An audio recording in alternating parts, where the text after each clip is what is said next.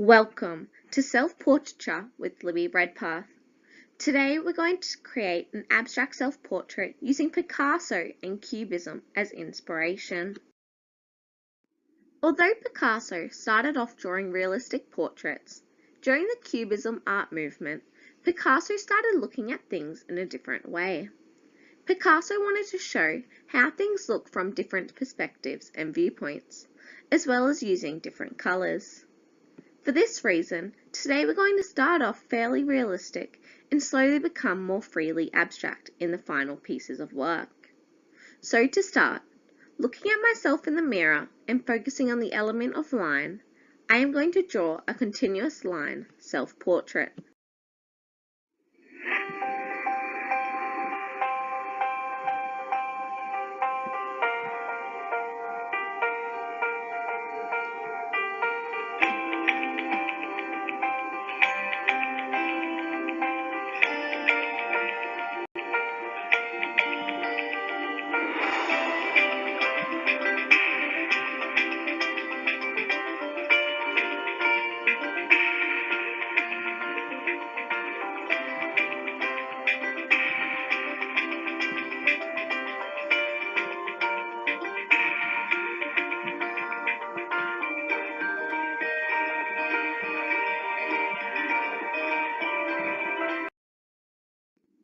Now that I've finished creating my continuous line self-portrait, I'm going to do the same blindfolded. The reasons for why I'm doing this is because firstly it will force me to relax and let go of my perfectionism, making my artwork more abstract. And secondly, I predict that it will help me create lots of intersecting lines which dissect the face by cutting it up into geometric and organic shapes.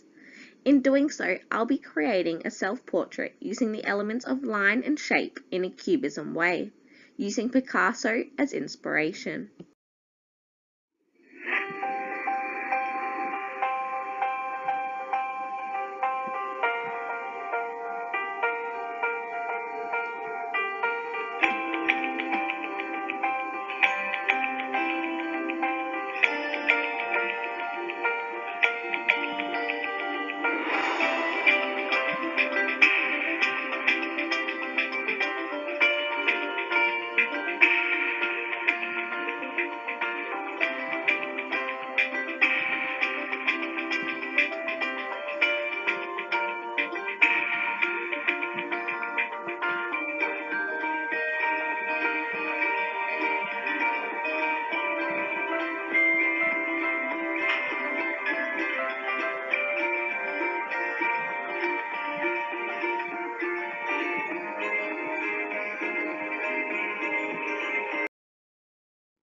Now that I have finished my blind continuous line self-portrait, using Picasso and Cubism as inspiration, I'm going to draw some more dissecting lines to create more geometric and organic shapes.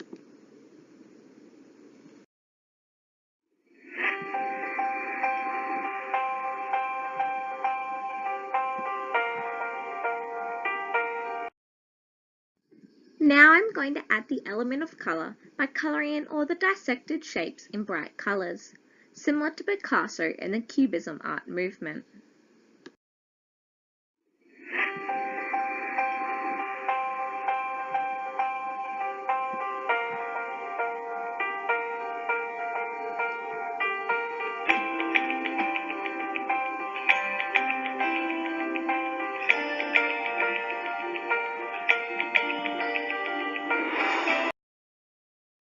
Now that I've finished creating an abstract self-portrait, I'm going to use this as inspiration along with the artworks of Picasso to create my final art piece.